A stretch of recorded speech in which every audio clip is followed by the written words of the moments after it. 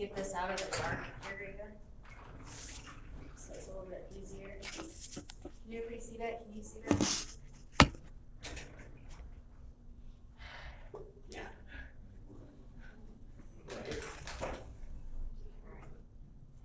You're recording? Awesome. All right, guys. My name is Kristin, Buta. I own Fox Real Estate. I have been in the industry for full-time for 3 years. With Keller Williams, full-time for 3 years. Used to run a team, and I have a really heavy corporate background. So if at any time you guys want to connect later about anything that you used to hate about your job, and how you can make your job cooler with real estate, I'm here. So today we are going to talk about making and receive offers. We're on chapter 9.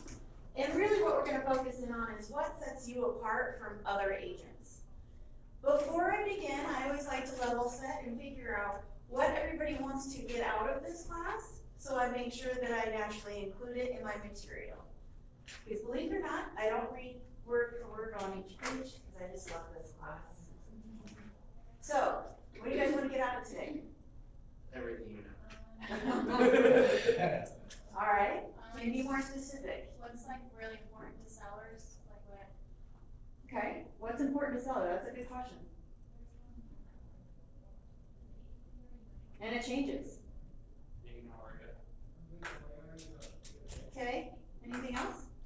Would you be able to like pull out from all the transactions you've done, maybe some things that stand out to you that you've done that could set you apart? Yeah, we're going to walk through that. I'm going to walk through how I like to run my offers. I will say that 2 days ago, I was in a multiple offer situation and won it. So we're going to walk through that. What else? Come on, you guys, got to make it fun for me.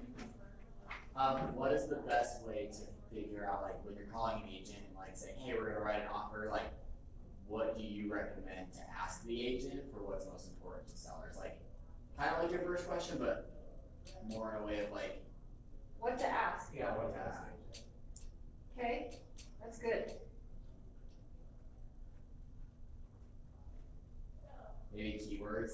I don't know. I feel like resumes have keywords. Is there like keywords that you use? Okay. No, just about communication. Anything else? I guess what do you ask for home client? Ah, I love it. How much of a say do you give your own client? Just kidding.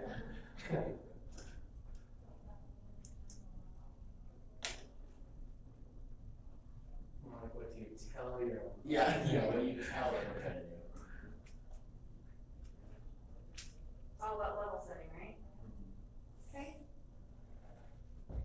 I'm also lefty, so you'll see me kind of. Yeah. Yeah, if you can't read my chicken scratching, because sometimes it gets bad. Sorry. Little lefty. All right. So what I'll do is I like to look at the highlights that I've written notes and highlighted every page because I just love teaching. And so I'm not going to read everything, but there might be little sections that we go through. But I'll try to do a good job of letting you guys know where I'm at in the material and what page I'm on. So I'm going to skip through and we're going to start on page 9. And it's about getting your head in the game. So we're going to have a little mind melt thing. Because ultimately, the reason why we're in this business is so that way we can build our business the way that we want to live, right? Not the way that somebody else tells us how to do or whatnot. We get to build our businesses as uniquely fingerprinted as ourselves, right? So I'm going to have a quick conversation about accountability, because I know Coach Dave's not here. And I'll also start by telling you guys that anything that I say or that I suggest in the class is everything that I do in my own business. So I'm not going to come up here and say a bunch of lines and then be like, I'm out. Like, I actually live these principles. So if you ever get stuck, if you ever need a head check or anything like that, my office is just right there. I'm always happy to help as long as I'm not working in a multiple offer situation. Bribery works, I'm a very food-driven person. But ultimately, I just want to spend a few minutes to walk through, and I just want to figure out where everybody's at in their database. And then I'll tell you where I'm at in mine. And again, I've been in business for 3 years. I sold 6 million last year, and I have a goal to sell 10 million this year. So everything that I talk about is because I'm also living that principle. Because I can't do that and get up to a higher number without that, right? So, no, feel comfortable with anything that we talk about today. So, will you tell me how many people you got in your database so far in Ignite, and then what you got last week? I don't know, I'm terrible at keeping track, but it's pretty much just family and friends. I've got maybe like 3 leads. Okay. But actually, customers I hope to work with. Okay, how many conversations have you had, or how many people did you put in your database this week? Maybe 5. Okay. I've had probably 100 conversations this week. Okay, that's good. So That's good. I'm not getting them from, let's talk to, you're in my database. Okay. Are you using Command, or are you putting all your clients and all your leads in there? I use Command for everybody that I have phone numbers for. A lot of the people I know are just on Facebook. Okay. So I've just been keeping track of them through Facebook. Okay, my suggestion to you, and how it's made me a better realtor, is putting at least their contact information in Command, or whatever you're using. I'm gonna say Command because I'm really trying hard to say Command. A lot of these people, all I have is their name and the ability to message That's them on fine. Facebook. This is more about tracking and planning your schedule, more so than it is about interacting with them in Command. Okay, so what I suggest is that you put them in your database, even if you're not ready to really put in their phone number and their email and actually like include them in on things that you're doing. Put them in there, and every time that you have a conversation with them, or whatever notes that you want to have of, this is what I think I can bring, this is the conversation I want to have next. Put it in your notes and create tasks for yourself, so that way you remind yourself that you want to reach out to Joe Schmo about this and that. And you can keep it organic in Facebook, but I don't know about you guys, but I love homework, and I'm going to give you some today. But for me, I am very task oriented, so it helps me stay honest with my goals, because I did 3 million my first year, and I started in March, so that's from March until December.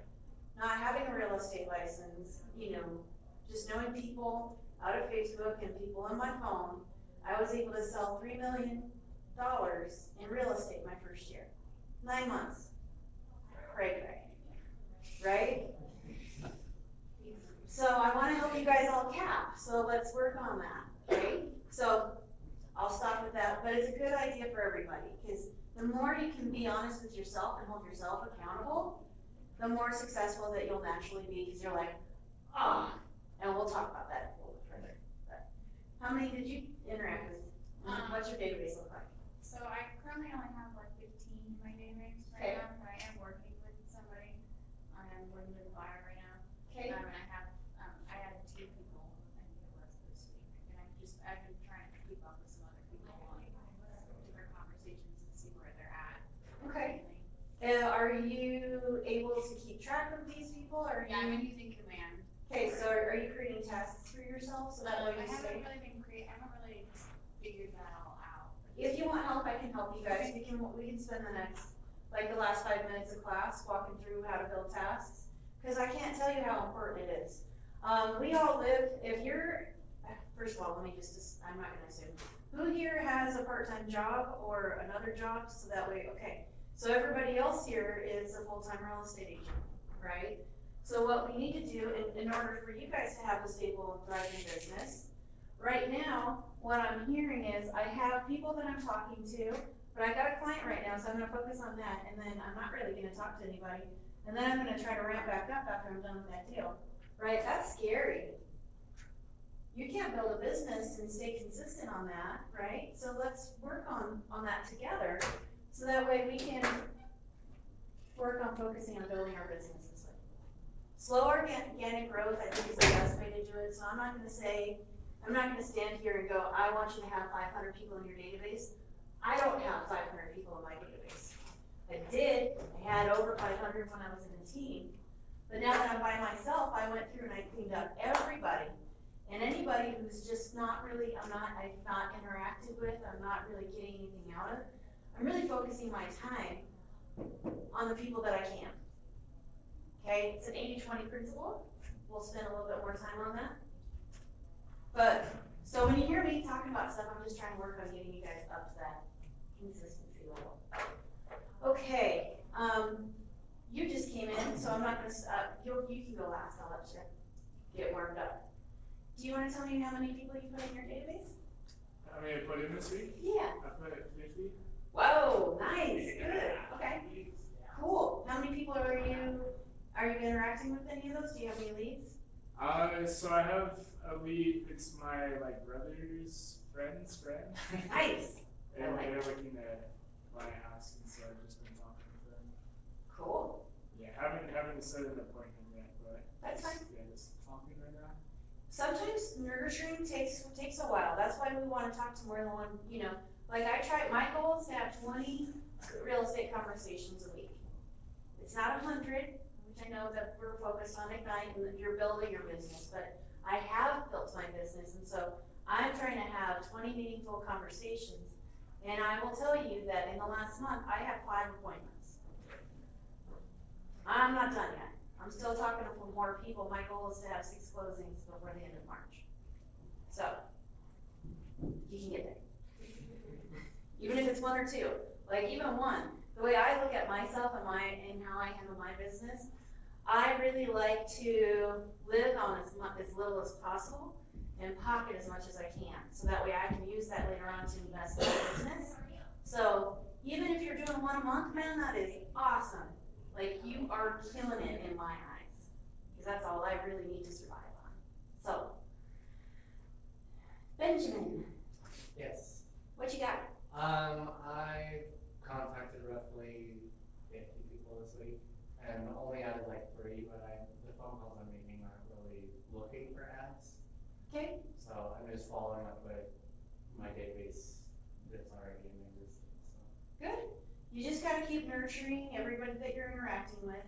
Try as much as you can. The more conversations that you have, especially now, you can talk to people and, like for me, I just talk about how jazzed I am. Well, let's talk about how awesome my week was. This is everything I did, and they're like, whoa, well, yeah, who do you know that's looking to buy or sell? Can I help anybody? Because, like, I just finished, I'm out of a job, who can I help? Right? Yeah. I love that. I would say though, I was surprised at how many ads I got just from going back through and recalling and talking to people in the database about, oh, you should talk to so-and-so, here's their number. Yeah, when I started Box, like literally, I just started Box like 4 months ago. And just having those conversations, it's crazy how many people want to talk to me. So there's going to be a lot of people who want to talk to you. So once you get the ball rolling, it keeps going. You just got to keep focusing and dedicating time every week to be doing that. It sucks, but when you get in a habit, it's a lot easier to do. Emily, what you got? They're not a real estate agent yet, I'm on my license, so I've been talking about real estate. Okay. Been focusing more on like License? Yeah. Yeah, that's kind of important. Yeah. Yeah. So doing that, and just I mean, I have probably 30 people I can reach out to and then start. Okay. From there, but At least you get to learn the principles, right? yeah. That's cool. What do you do now? I'm a personal trainer. That's a really good, the more people that you guys interact with and talk to, man, she's gonna have a killing in regards to her database. So that's gonna be awesome. I'm trying really hard not to do this, but I am going to before the end. What do you got for me? I kind of just started building my database this week, but I don't have command yet, so I've just been doing it like all on Excel, but I think I added probably like 250 names. I probably called like maybe 30 or 40 people. Yeah. I told a lot of people like when I was in school, and so I've kind of like gone back through and been like, hey, guess what? Like, go to school, and I licensed and, here and there, whatever. Good. So, yeah, I probably haven't added a whole ton, but I'm like still working on calling the 250 names that I put in. Rad. So, Awesome. Okay, cool. Well, hopefully you guys get a little bit of energy from my class today. So what we're going to do is focus in on making and receiving offers and setting us apart from the rest of the crowd. So ultimately, personally, there's just so many people out there buying, and we don't have a lot of inventory. So if we're running into multiple offers right now, that's because our inventory is even lower. It's going to work back up in the second quarter. That's when we have our biggest peaks. But this is also when we have our most multiple offer situations. So I've been in as many as, I think, 13 or 16 different offers and have won it. Crazy. Not saying that I get them every time, right? Because it's really, if I don't get it every time, then it's a conversation that I have to talk to my client about that, maybe this wasn't the right one, and we're focusing on finding the next one. So we're going to be talking about how we're having conversations with the buyers and with the sellers, and if at any time you guys have questions, feel free to interrupt me, because I will keep going. So I'm on page 11 on Make It Happen, the offer process. We're going to spend some time on here, that's why I got a little diagram, because I like it. So, in the typical process, you've got the buyer who's making an offer, and you're the buyer's agent, right? So you present it to the seller's agent, and then the seller can respond with either a counter, acceptance, or rejection. So, with the counters, this means that we can negotiate. Accepting the offer, then that means we can start, going through the disclosures, due diligence period of inspections and whatnot. And rejecting the offer means, man, your offer sucks so bad. I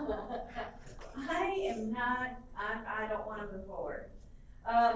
So the one thing that I want to bear in mind is that we want to level set with our clients, with our buyers, so that way we never have an offer that it just gets flat out rejected, right? Everything you'll see, I'll keep pointing to this. Everything is negotiable. Everything is negotiable until the 11th hour, maybe 5 minutes before midnight, right? But it's all about how you present yourself, both with your client and with the agent. So what I like to do is, if I have a client that wants to really underball something, I'll say, let's take a look at that. Let's look at the comps and see where this home can be, and research. Let's just say we feel that it's overpriced for the condition that it's in, which is actually number of homes in our neighborhood in Sugar House are kind of like that right now. So what you want to do is, before we start lowballing, we want to have a conversation with the agent just to see what is negotiable and what isn't. If somebody wants to throw in an offer of like $50,000 more, you really need to assess, is that home value really worth that, that much of a hit? Because if it is, then it's a conversation again to the agent. But everything's negotiable, so we'll just walk this one step at a time.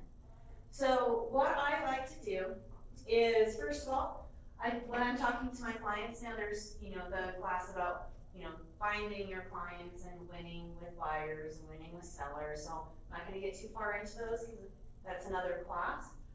But what I want to do is, I always want to figure out with my clients, where are they at, and with the priority.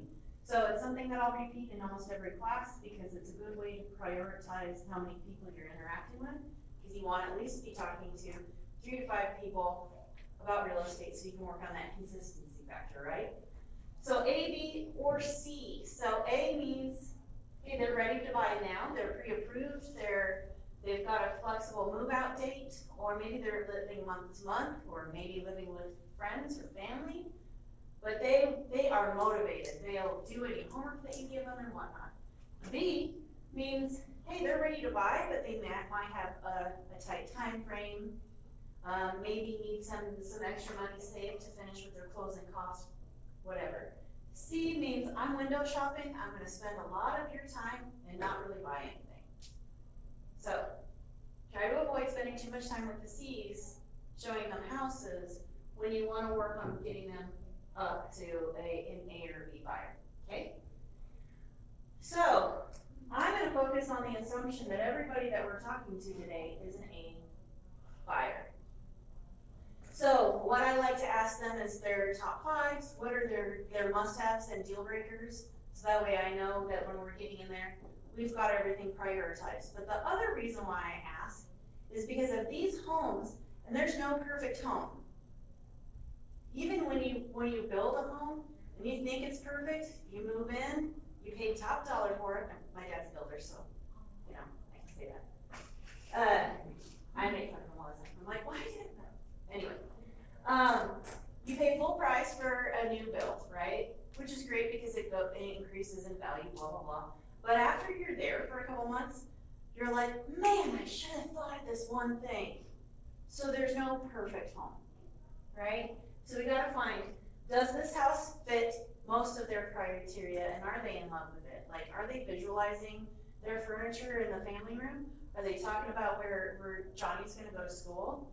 So with that, I use that to really help us make the offer, right? Is this the home that you don't wanna walk away from? Okay, then we really need to put together an offer. Now what makes an attractive offer? I might joke around and say it's a sexy offer, but hey, attractive offer, I'll try to stay as neutral as possible. So what makes that attractive, right? So the questions, let's first start talking. Before we put anything in writing, we have figured out that we've got the commitment from our client, correct? Okay, so what to ask? Number 1 and 2, we're gonna spend some time on that one.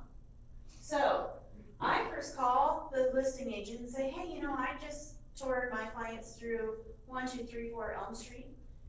I like Elm Street. And, you know, we really like the home. Please tell me, what are your clients looking for in an offer? Let them talk.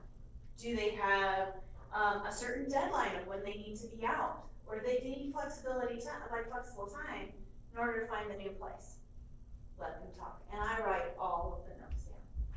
And I'll say, great, what drew them to be in that neighborhood? And then what is causing them to move? Because sometimes that we go so fast just to put in the offer so we don't hit anybody else, that we don't realize that they have a job relocation and that they are required to sell their home by a certain time frame. There are certain relocation packages that actually, the benefits that they get for the package degrade over a certain period of time. So they may need a really quick close, or they may need 6 weeks, or 2 months. You never know. So we really need to figure out what they need. So a lot of times, of course, everybody is interested in price. And so when I start having the conversation, I say, outside of price, what are the big things that are they looking for, right? Time frame. Other items.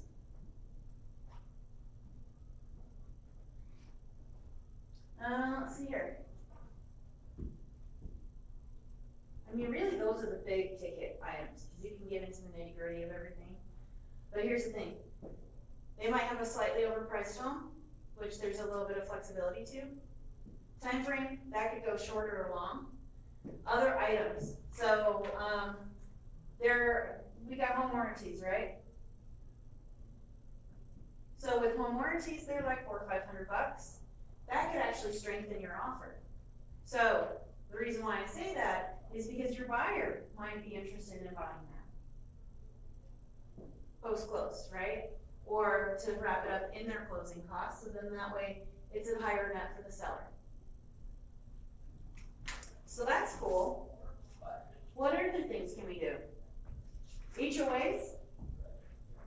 Other items? There was one time last summer, I had a condo that my clients, that are first-time buyers, really wanted. And it was a perfect property because the other condos were selling at a higher rate, which means she was walking into a good investment, right? We were in a multiple offer situation. We had full price, right? There was this dollar amount. I don't even remember what it was. So let's just say it was 200K, which is this deal. 200K, and then I was trying to figure out what's going on. Other things to ask, are there other offers on the table? Oops. See, again, lucky. And response time. Okay, I think I've got everything listed. So, if I ask, do you have any other offers on the table? Oh, you do. Can you disclose how many? Or do you know can I ask how many? Because being on the seller side, you have to have in writing the disclosure that you can say that there's multiple offers or not. But believe it or not, whatever, you can ask all of these questions, and sometimes they will over disclose. So I always ask, why not? Yeah. Right? So, are there other offers on the table? Okay, great. How many? Okay, how are your clients, how are the sellers going to treat that? Are they going for highest and best? Or are they looking for the right buyer? Because believe it or not, for me, I've found that it's probably a third of the time that they're looking for highest and best. The other times they're really looking for the right offer, which is why we're asking these questions, so we have an attractive offer, right?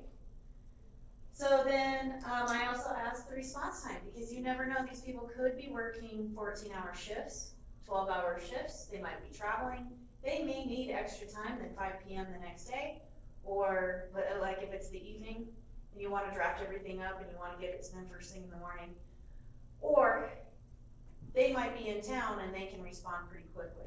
If they can respond pretty quickly, well then guess what? I'm going to make my response time pretty quickly. So if it's 8 a.m., for example, and I know that they can respond fairly quickly, then, and I know that there's other offers on the table, I'm going to ask for a noon response time. And I'm going to make sure that they know about it before I get off the phone, and I'm super nice about it, and then I also put it in my email. Okay? So, with the HOA, the example that I was going to give you, there was 3 other offers, so I knew I couldn't really mess around with price. And I knew I didn't want to because the value was already there. There was other condos that I think were $15,000, $20,000 more that were selling in that neighborhood. So that means to me that they were more motivated to sell, right?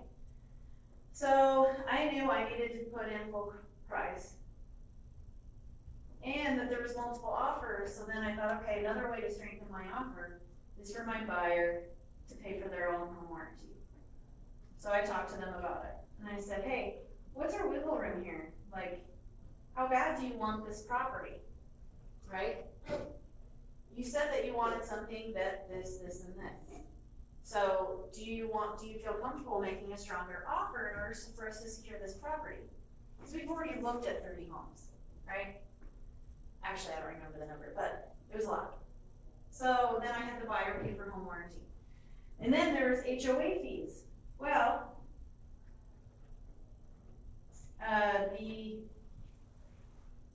when I asked for all of these items and I asked about like other items, the selling agent is like, you know what, my client just had their first kid and they're trying really hard to maximize their net on this property, so then that way they can buy a new property for Johnny, who's going to be going to school in that neighborhood, right? It's like, okay, so I contacted the HOA, I went and figured out what the HOA fees were, verified with the seller, I even asked the seller's agent, but then verified with the HOA. Sometimes they'll tell you, sometimes they won't, sometimes they're not really friendly. But I asked the selling agent what that is. So with the HOA fees, I told them that we were willing to pay up to, I think, $600. I didn't mess around with price. I didn't just say, hey, I'm going to give you $10,000 more. I went full price. I didn't ask for any concessions, right? So I was able to put other items on the table that created a higher net for her. Are these big ticket items that are really going to I mean, between the home warranty and the HOA fees, that's like $1,000. If they have the wiggle room, you've got tons of different ways to create your offer. When you get to highest and best, man, those can be tough. And sometimes, if my clients are waiting for the right deal, sometimes it's better for us to pass on that, because I've seen stuff going up $20,000 more. Hopefully that market pattern is gone for this, so we don't see it this summer. But 2 summers ago, it was tough. So there's other ways that we can do negotiations outside of price. And also, on the reverse side, let's just say the price is a little high and there is no other offers going on, and you know that this property is comp high. Here's how I handle that with the sellers, because I think it's really important. You said comp high? Comped high, sorry. Comp high, okay. I talk too fast. You'll see that I'll start combining 2 words because I'm just like super focused on what my next line is going to be. And it's comped high. Say this house is comped high by, let's just say, 5,000, 10,000, I don't know. But I know that there's no other offers on the table. But I've talked to them about time frames. I've asked if there's any offers on the table, what type of response time, what other items they have. And I'm looking at this price and I'm like, man, that's high. If I feel like it's really high, if it's above, the 5,000, 10,000 marker, I ask them specifically. I was looking at this home and I'm trying to comp it to see where you came up with your price. Can you tell me how you got there? Let them talk. Because if you ask them that, sometimes they'll let you know that it's the seller that wanted it that high. Yeah, I know our comps came in around this, but my clients are confident that with the growing market, and the fact that they have these upgrades, that it's worth this.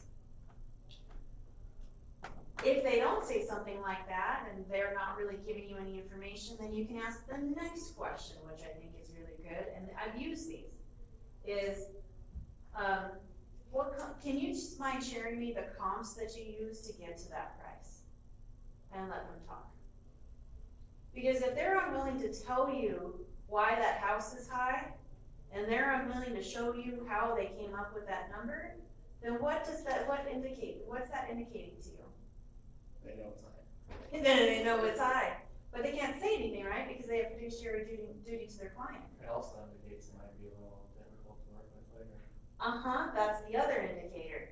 Because usually when they get to this point, if that other agent is being defensive with you and starts throwing up roadblocks, is this really the right home for your client? Do you in good conscience want to be able to put your client in a home that you know is higher without having that conversation? Hey, I truly feel that this home is worth, that it will be at this value, but I feel like they priced it 15 grand too high. What are your intentions? How long do you want to be in this home? Is it something that you are comfortable in moving forward with?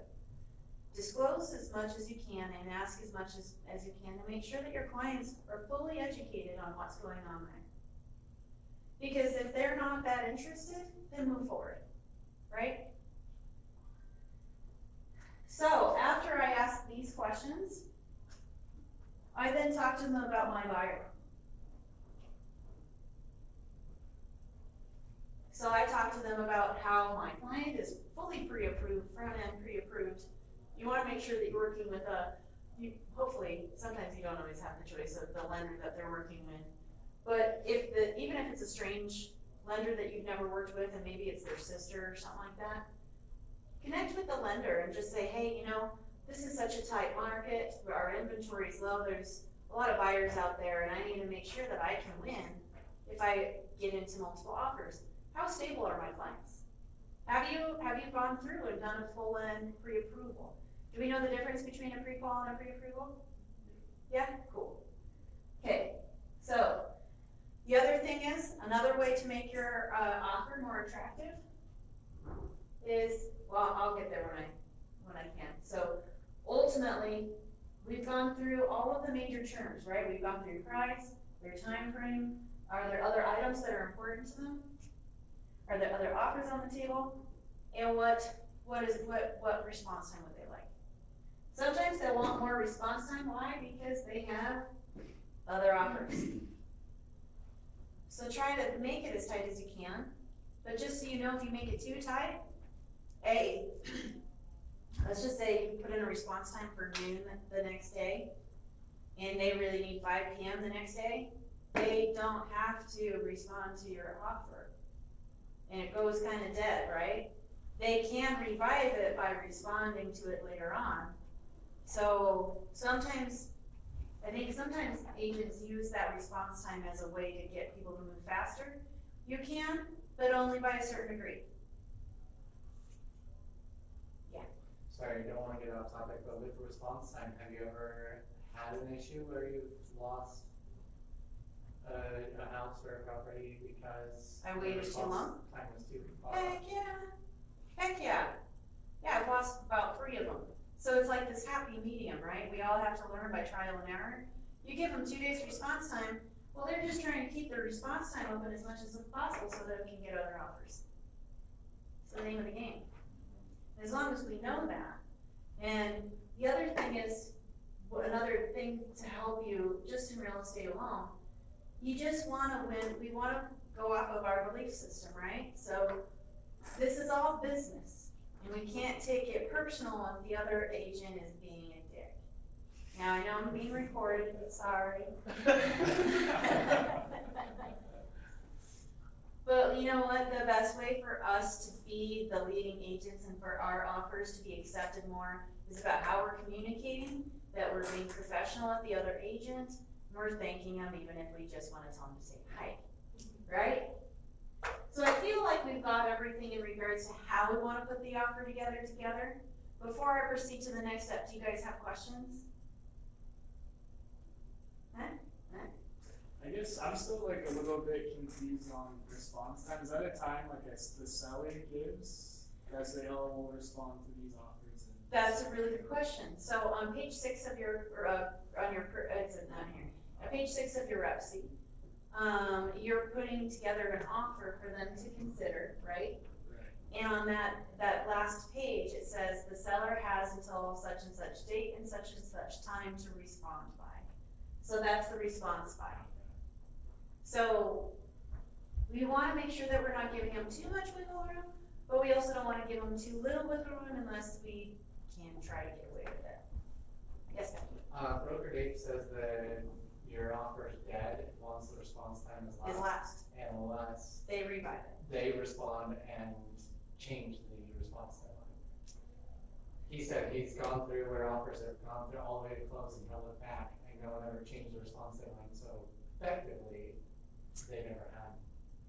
Yeah, so this is a broker. I'm going to leave this back to Broker Dave, but I will say that I have seen a simple counter back or an acceptance back, and being able to do that I'll let you talk to Broker Dave because I'm being recorded. You want to give misinformation. Sure. But it's really easy to revive a dead contract. Okay, all they have to do is respond, right? Then responding and saying, they might counter back, right?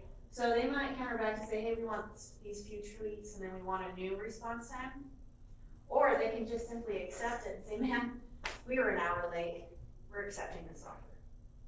And when that happens, I haven't had to change the response time because they're responding with a new. Yeah. I've also seen a response time that took over a week. And at that point, they wanted us to just send in a new offer, and so we did.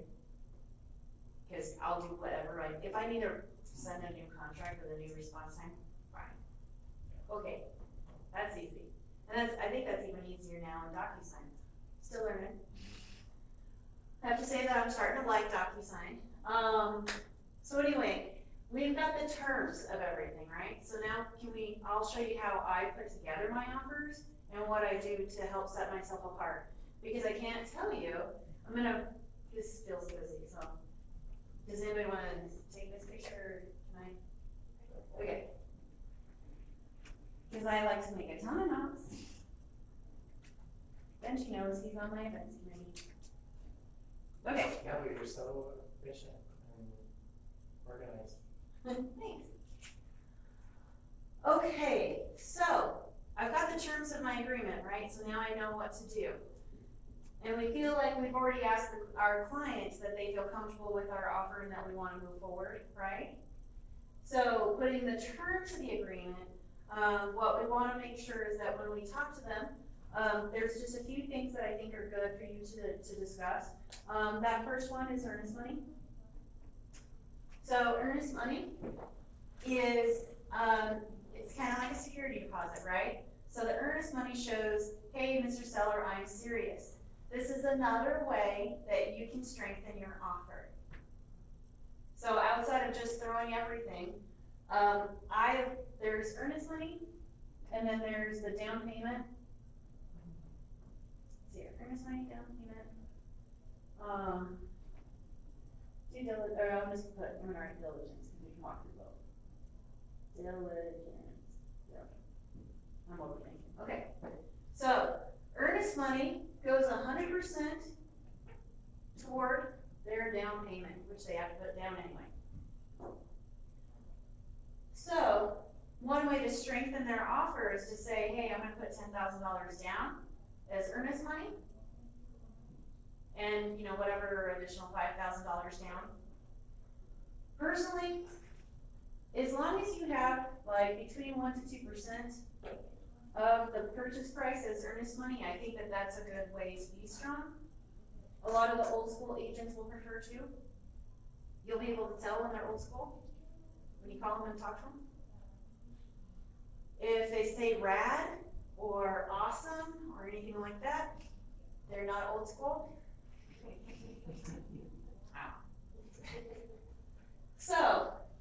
So for like a $3,000 house, your 1% is what, 3K? Right? So earnest money needs to be delivered here by when? 4 days of acceptance. So that can be in a cashier's check, personal check, blah, blah, blah, blah, blah. So this is one way you can strengthen it. Down payment is another way you can strengthen it, okay? So you'll see in the Recieve that there's like a line here, and then there's, like your earnest money, and then here's the purchase price, and like seller financing, and what's due at closing, right? So you got these little bullet points. Could have written them out of order. Not that awesome. But you write your purchase amount here, and then your purchase amount here. And you also see right down here that there's going to be a little disclaimer. So your earnest money is also at the top of the Recieve. So let's just say that that's 3K. But they have 20K that they can put down, like 20K in total. So there's due at settlement or whatever. That's where you list out their down payment. So there's your 17K, right? And then anyway, I need to see your Recieve to actually tell you the details. But you guys know what I'm getting at, right? And then you have an outline that says, hey, this is what they're financing. And then you have your 300K here and your 300K here. Okay? This little outline, now I'm second guessing myself. It's either right above or right below, but it talks about how section 2.1, these sections here can be changed between the lender and the buyer, and they don't have to notify the seller. So that's something that I want to throw out there. Because,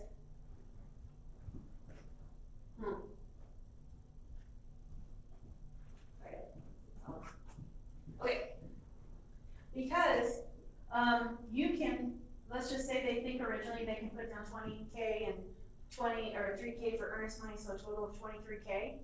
But later on, they realize, hey, I need to save up more money for the appliances because they've decided not to negotiate those included in them. So this number has to change. Well, guess what? You don't have to notify the sellers that their down payments are changing. So that's another way, because I think sellers, I do not want to fudge on this part and say, they're going to put 50K down if they're really putting only 10. But if they need to make some changes because you need to keep the appliances or the washer or dryer, you can adjust that number later on. But having a good down payment or having a good earnest money is a good way to have a stronger offer. Do you have any cautions for, like, putting money towards an earnest money as opposed to down payment? Like, The difference? Like what would be your caution? Like, because I feel like the first thing that I'm gonna see is sellers that are earnest money. Yeah. So would you say like there's a reason that you wouldn't put $9,000 towards your earnest money as opposed to $3,000? I think as long as you have at least 2% down in your earnest money and the rest in the down payment, I think that you're fine. Benji, what do you think? Broker Dave would say that, you really wanna ask your seller's agent, because the earnest money goes to the seller when your transaction goes through as normal, but in the event of a seller default, the seller now owes the buyer the earnest Good money point. as damages. So if your earnest money's too high, If your the earnest money's seller too might- high, seller might say, in case you. I don't wanna take on that liability again. That makes sense. So I've offered up to 3% earnest money and had that win Yeah. a contract, but, you know, they should count, the seller's agent should counsel their client that in the event of their default, they would owe. Good reminder, thank you, Benji. So ultimately, with earnest money, if the seller does go in default, they would have to, and just say we have to terminate the contract due to material breach or what have you. They would have to return the earnest money, and they could be liable up to the same amount as the earnest money, right?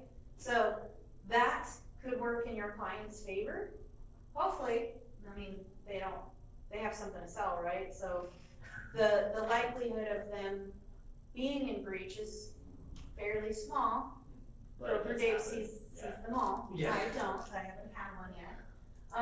The other thing is that you wanna be aware about your earnest money is that, hey, that helps secure the property on both sides of the fence. That if your client decides to go in breach of their contract, that the seller can get that money back. And also, and I don't remember what page it is, but within the purchase contract, it can say, hey, let's just say we wanna put down 5,000 and half of that is non-refundable. On that, I think it's the second Section page. 8.3. Wow, I take a lot of liberty.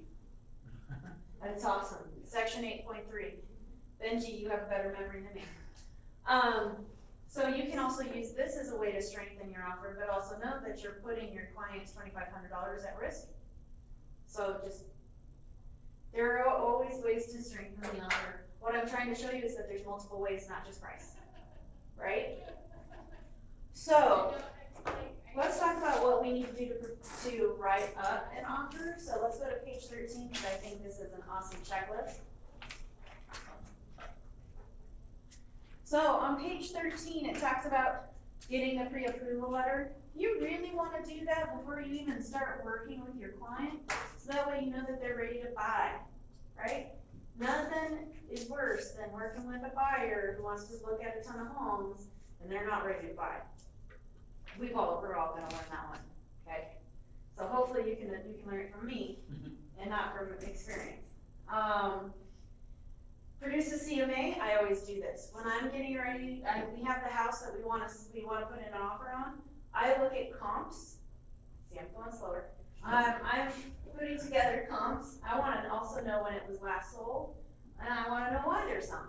So that way it helps me either tell the story or to help connect the two clients together. Review tax records, that's on the tax section. Usually it's a year or two old. Ensure the property is still available, so when I call them and I'm asking all those questions, you know, is it still available? That will come up pretty quickly. You should be like, oh yeah, I just got an offer on it today, we're accepting it. Have you ever had a co-listed property where one agent had no idea what's going on? Yes. I have been the co-agent that didn't know what was going on. Okay. I mean, summertime, huh? It happens.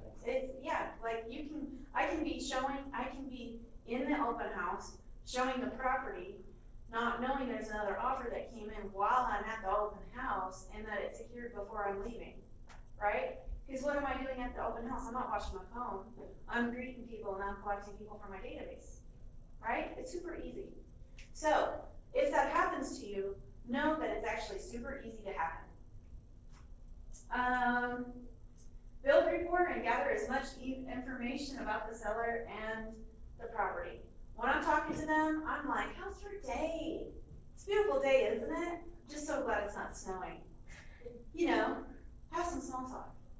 And then I'm asking them all the questions that we had, right? And then, you know, I'm gonna go ahead and put together an offer for you. I should have it in such and such time. I'm gonna email it to you. Will you kind of just respond back to my email and make sure that you received it? I'm also asking them if for them to respond so that way I have proof of delivery. All right? Okay, ask questions to listing agent, discover what's important to the seller, which we did, inquire about the activity on the property, which we did, obtain a seller's disclosure statement. It's in this, but usually you don't get those seller disclosures until you're under contract. Find out if there have been other offers. I just always find out what they're looking for. Everybody knows what they're looking for when they're trying to sell something. Okay? So pretty easy. So once I have the offer put together, when I've been on the other side of multiple offers, the easier the offer was presented to me, the easier it is for me to put together, and I'm gonna remember it, right? Now I have to present everything. If I'm the seller's agent, I present everything to my seller, but I also know that this agent knew what they were doing. And whenever you have an agent who knows what they're doing, even if you don't, you know, that agent wants to make things as smooth and easy as possible, right? So, I have my Recieve. If it's an FHA or VA, then you have your FHA VA disclosure, right? These are the things that I'm setting up to the seller, right? Another class will tell you that you need your protection, your buyer due diligence, your agency agreement. So I try to put this in one PDF document. And then I also want to make sure that I attach the pre-approval letter. Sometimes I'll even attach that. Hold on a second. Before I start circling everything, let me just write everything out. You have your rep seeing your offer, you got your pre-approval letter, buyer letter. When we're experiencing a hot market,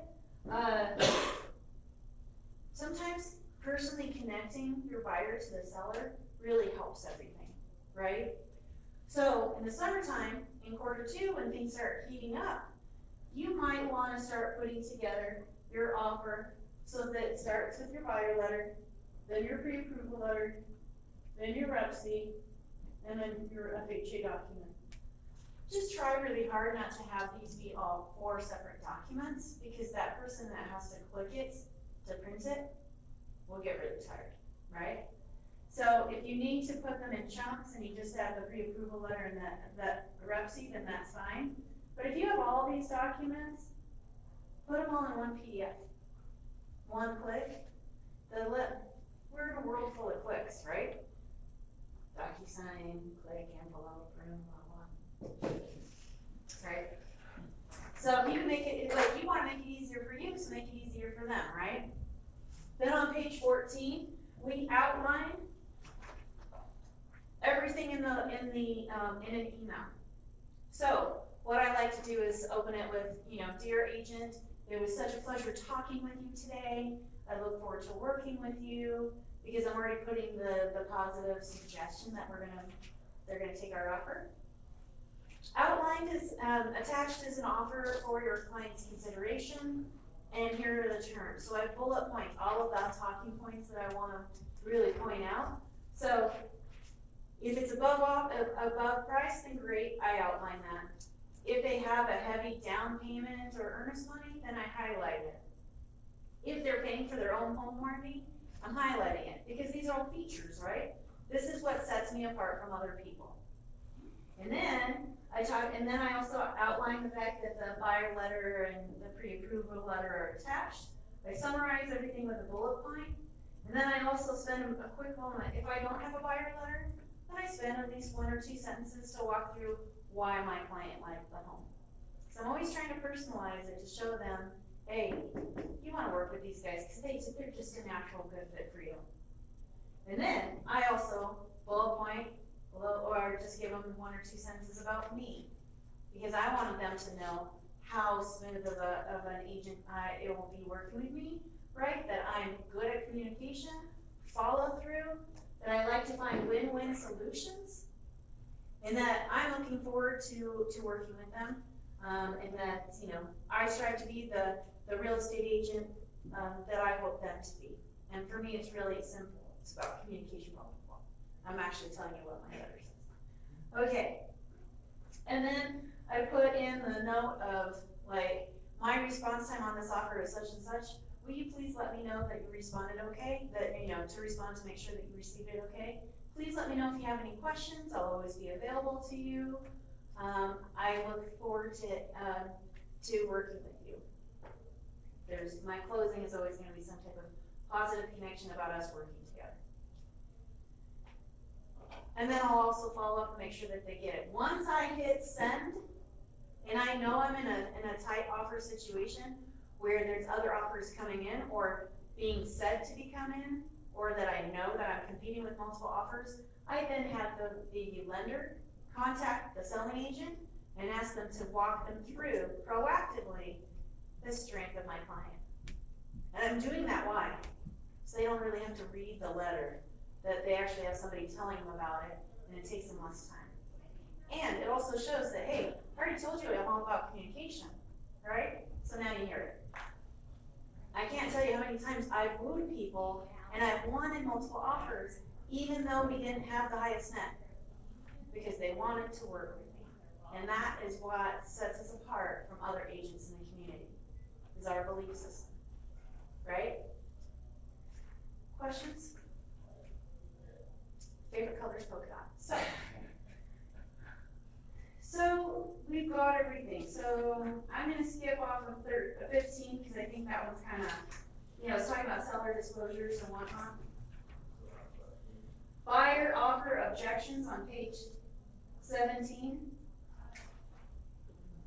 So these are some good objections. There's one here that says when the buyer wants to sell or wants the seller to make repairs.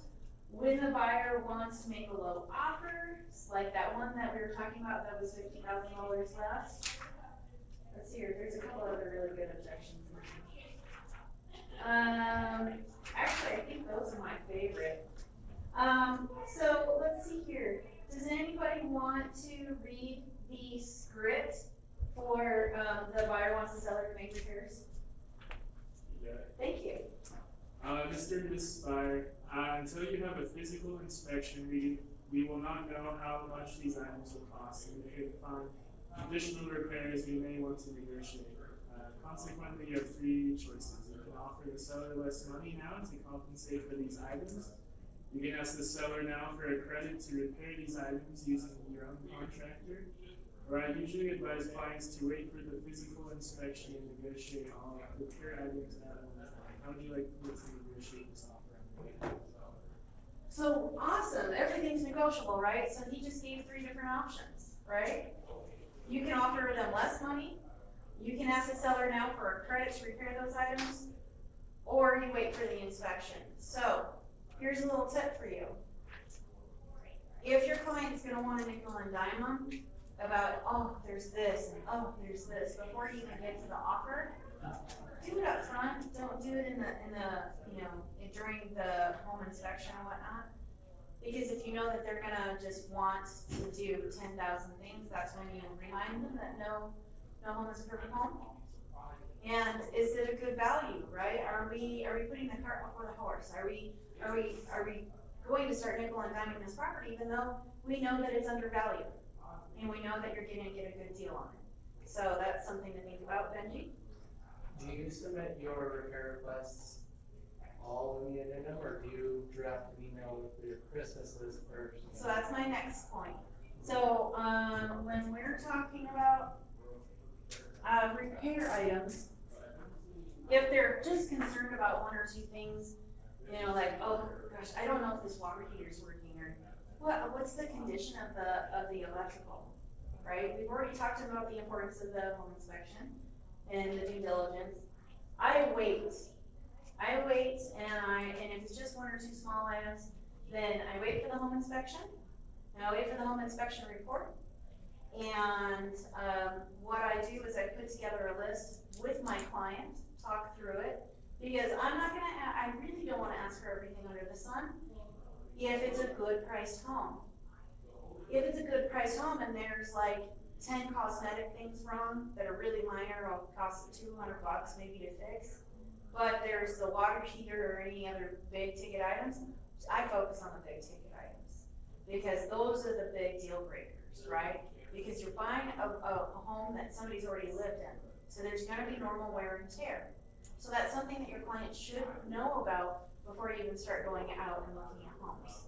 A can of paint is super easy, and you probably wanna change it anyway.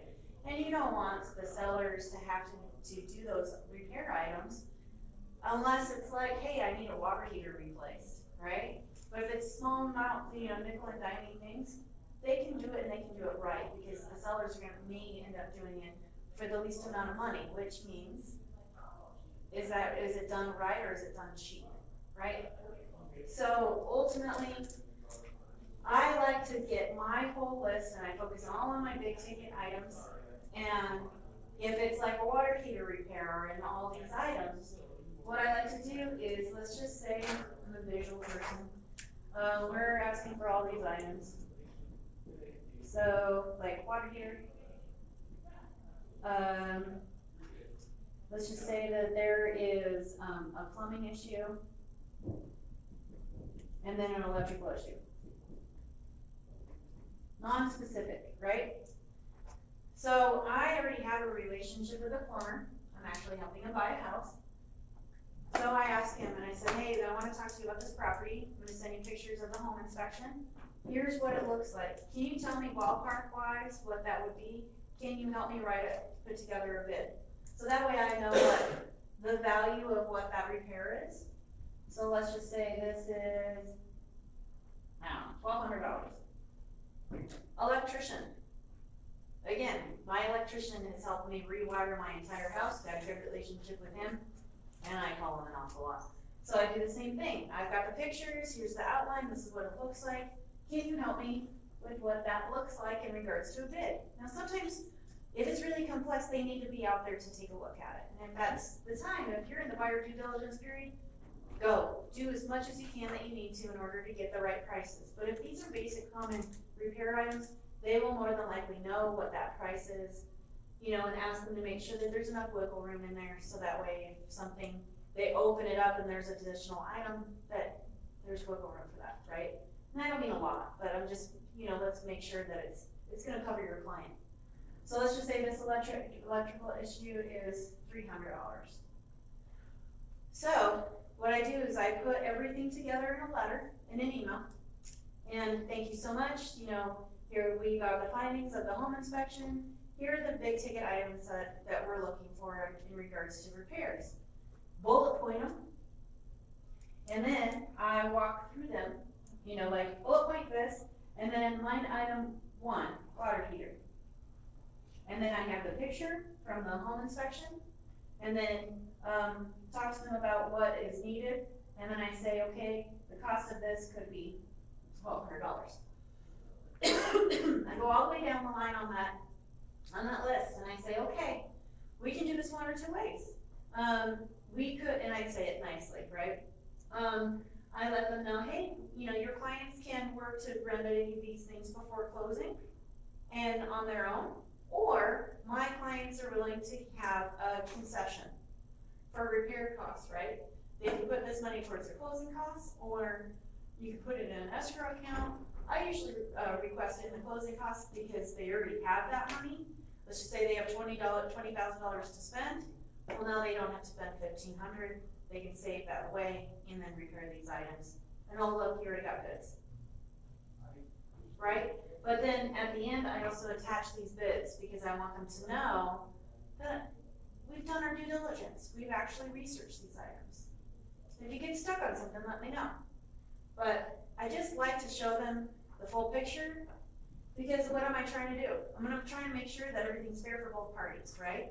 You're gonna work with this agent again in the future, so you wanna make sure that when you have another offer and the tables are reversed, they know that you're gonna be a good person to work with, right? I mean, you're working for your client, not for them, but the professional courtesy. Does that make sense? Does that help you guys? This is what I do every single time. So once I have the email, before I hit send, I call that agent, say, hey, just looking over all these items, just want you to know, I'm gonna walk through them with you real quick over the phone, but I've got everything drafted and ready to go. Oh, and by the way, I took screenshots of the report, so then that way you don't have to go through the full report for these items. Because if I need to attach that full report, I need permission, because I didn't pay for that, right? Buyer did. So make sure that you ask your client that it's okay that you do that. It's probably good for them to know that you're putting snapshots in, so ask them if that's okay too. But nobody wants to take time to read that report if they don't have to, right? Right. So do you put this all in like an addendum? I put this all in an email first, Okay. so then that way they can take this email, and I write it in such a way that I am being professional and courteous, and that I'm understanding that this guy is a person, right? Because all they have to do is do what? All they have to do is forward the email and say, hey, let's talk. Here's what they're finding, because everything's attached. And I'm being courteous and professional throughout my whole email, that nothing in there is gonna upset these guys. That way it's super easy. Then I ask for the verbal. I do this well before the due diligence deadline, usually at least 2 to 3 days before. And then, because you can get a home inspection scheduled within 2 to 3 days after your acceptance, you have the 2-week window, right? So let's just say the seller gets upset by this, right? Just be like, hey, I understand there's a personal connection to this home. Why don't we just take some time to consider this? We're giving you more than one option and what we think is fair. We're not asking for everything under the sun. There was 12 other things on that list. We're just focused on these 3. We want to make this work. Sometimes they need some time. Doesn't happen very often. Usually this is a good business decision because the selling agent's good on the other end. But I have almost lost a deal over something very small. I mean, just because they were kind of, but I was nice to them, right? So I'm sure that person hates me, but I killed it with kindness. So ultimately, once you got that and you get everything agreed to, and they're like, yeah, you know what? My clients, they just really want to focus on moving, so we're just going to give you a seller concession. Bam, addendum. I send it to my buyer, get it signed, get it over to them, have everything wrapped up well before my buyer due diligence deadline. Because within those 2 weeks, you have plenty of time to walk, be able to get your client's earnest money back. Do it everything you can. I even start working on, once I get the home inspection done, and I'm able to do this, I pull the trigger on the appraisal as quickly as possible, so then that way everything is in the works before the due diligence period is over. Sometimes everything's done, and they just have to walk through whatever like the financing side piece of it to get it cleared to close. I try to get my clients ready to be cleared to close 2 weeks beforehand. That way I don't have to worry about it, and then I can start focusing on my next people, right? Okay, sorry. Did somebody have a question? Benji? I forgot. Oh. That's not a minute for it. Okay. Does this seem pretty cool? I mean, a lot easier? Because I like to not just read, I like to give good examples. I like how you do it all in the email and outside of the Recieve so that the lender's not gonna have any issues. It's not gonna be all over the contract and you're sending it in. It's not gonna Yep. And if you need to negotiate these repair items and the seller's gonna do it, there is now a repair addendum. Use that one. Super easy. Lenders have no problem with it, at least so far. I usually get credit, so cheers. We got some good vendors. Our preferred vendors list is freaking awesome, so. Yeah, so we presented our offer. We're negotiating repairs. Jeez, where am I? I think I'm done. Okay, so let's just talk about mindset. Page 26, set the stage for a positive negotiation. See here. The only thing I really want to point out here is in the rejection.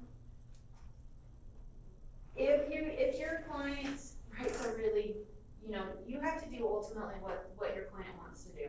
If they really just want to lowball an offer, they're gonna want to.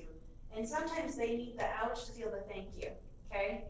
So that's another little lesson learned about being a new agent. They need to feel the pain so that way they know, oh, I can't really do that. My dad used to do it all the time and got all these cool deals. Everybody's looking for a bargain, especially on the buy side. So if they need to feel that ouch to feel the thank you, let them do it. But talk to the agent, okay? So on this one, it says, it is also possible that the seller immediately rejects the buyer's initial offer. Perhaps they received it and it was too low. In this case, the buyer agent should press for Recieve if no really means no. This is a time where you can say, hey, just wanted to touch base with you about the rejection. What did your clients feel about our offer? Just ask them. You don't have to be like, yeah, I know that hurt. Don't. What did they feel about our offer? What do you think we can do to help get into a win-win situation? Yes. So you kind of like don't apologize for making a low offer, you just. Mm-mm. No, because this isn't personal for me, it's professional, right? So I'm not apologizing for the low offer. I just ask them, hey, I just noticed that you rejected the offer. I know it's bad, they know it's bad, right? So, but I am working on behalf of my client, so I just ask the question, and I say, okay, I understand that our offer may have been too low. What can we do to get to a win-win situation, Because if it's a price issue, you've already started having the conversation with them before you put the offer together to say, hey, where'd you come up with these numbers? So if they're too high, they know it too. And if they disclose it, then that's great, but we never wanna, if they wanna show the egg on their shirt, let them, but don't ever show your egg, your client's egg on your shirt. I love that. Nobody had egg on their shirt this morning. Okay, so I really focus all of my relationships, be it my clients or the other agents, on our core values, right? Here's the thing, as long as you're focusing on a win-win or no deal, you're trying to do the right thing, your clients come first, you're commitment in all things, so you're following up when you need to, talking to people, responding to their call. Now, I'm in class right now, but this seller wants to talk to me. So I just sent him a message, hey, I'm in a class right now, I'll give you a call as soon as I'm done. And he thanked me for it, right? It took me 2 seconds. Communication. Seek first to understand. So I'm gonna throw this out here because I actually had to help a friend of mine on this. So when I'm dealing with a difficult person or I'm seeing something that it's just not gonna work and I just need to shut it down and move forward, and it doesn't matter if it's real estate or not. One thing that I always tell myself is that I'm trying to figure out why this is happening, right? It says in our values, seek first to understand. So I ask myself, how do I get to curious on this? Sometimes you're gonna deal with difficult agents, so how do you get to curious? And sometimes, if they're really upset, just be like, man, I'm just trying to figure out how to get to curious on this. How can we get, your clients at this standpoint, my clients at this standpoint, and I understand that we're stuck in the middle. So that way they know it's not personal for you. Just be like, how do we get to a win-win here? Because we feel that it's this, your clients feels like it's this. Where can we meet in the middle? Can we get to curious on it? Can we just explore the opportunity together? Because everything's negotiable. And you really like your clients, and I like mine too, and I can see this working. If you ever need help, I'm really good after coffee. All right. Yeah, how do you like your coffee? Okay. Buta. Vanilla, I don't know. And then teamwork makes the dream work, right? Trust starts with honesty, success results through people. You can find a way to talk to other agents about our values in those simple conversations, and they're like, huh, oh wow, they're more professional than me, right? We ultimately need to set the bar to show other agents that we're different, because we are the top performing office in the valley.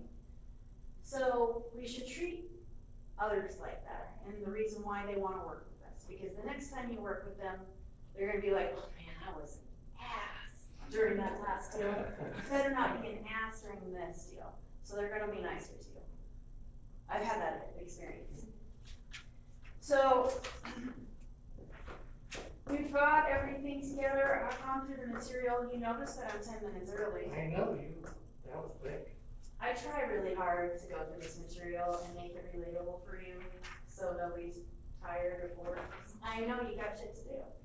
So let's talk about what our action plans are for the next class. You guys are in, what's chapter 10? Negotiate the deal. Ah, yeah. Oh. I don't know. I don't know if they can beat that. All right. So ultimately, you know, it's the weekend coming up, right? We've got plenty of opportunities to talk to people about real estate. I will tell you, I am not shy. I have won the manager over at a Pier 1 because I was just super jazzed about finding something for a client. And then they became my client. I've talked to people in grocery stores. I have talked to Lyft drivers. I have talked to people at concerts. I just, yeah, well, you know what, my favorite are parties. The last party I went to with my boyfriend, I got 3 clients before we left within 2 hours.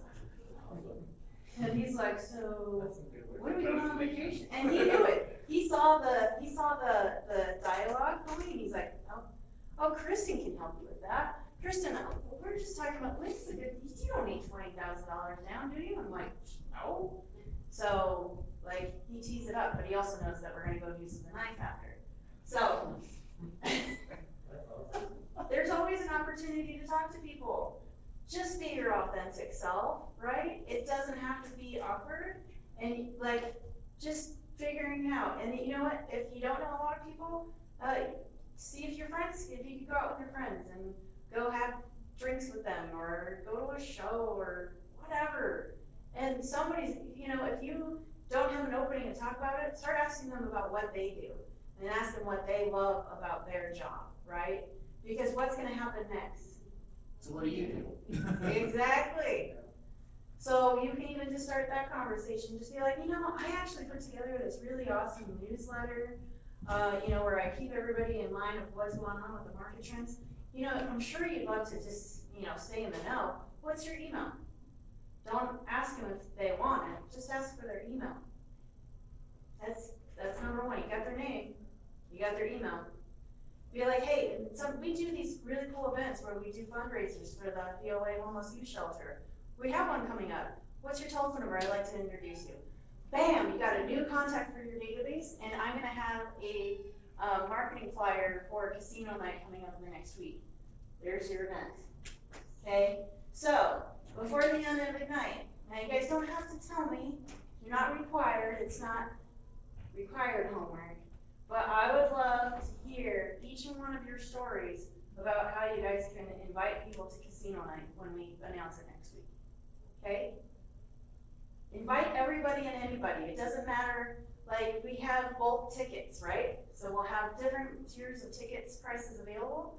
We don't have to talk about that right now. I will tell you that I have invited 100 people to the event and only 10 people show. And that's great, because here's the thing. I only have to pay attention and hang out with 10 people and not the 100 people I invited, so I'm not bummed about that. But here's the great thing. I talked to 100 people about real estate and invited them to something cool that's also a fundraiser for kids that are homeless. What is a better thing than doing that? The more we give to our community, and more that people see that we're doing stuff like that, the more people will want to work with you, and not the blingy Joe Schmo with a bunch of flash. There's like, I'll sell your house, right? They want to work with good people. So this is gonna be a good opportunity, so I want each and every one of you to use that opportunity.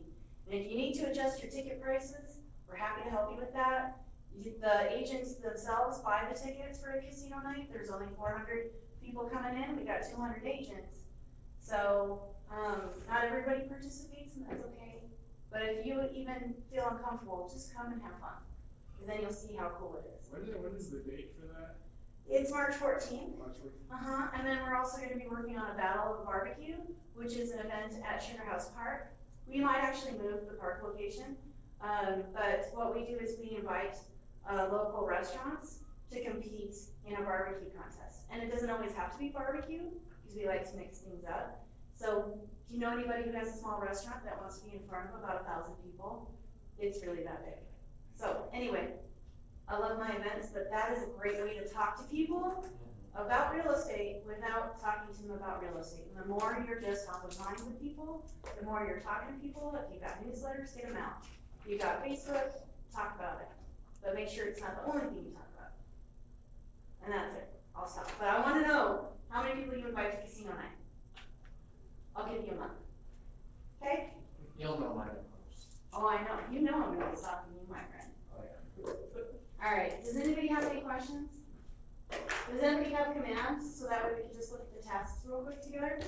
Because we can finish that up and still be early. And I don't know how to shut this off, but I don't want to be shown. Let's see.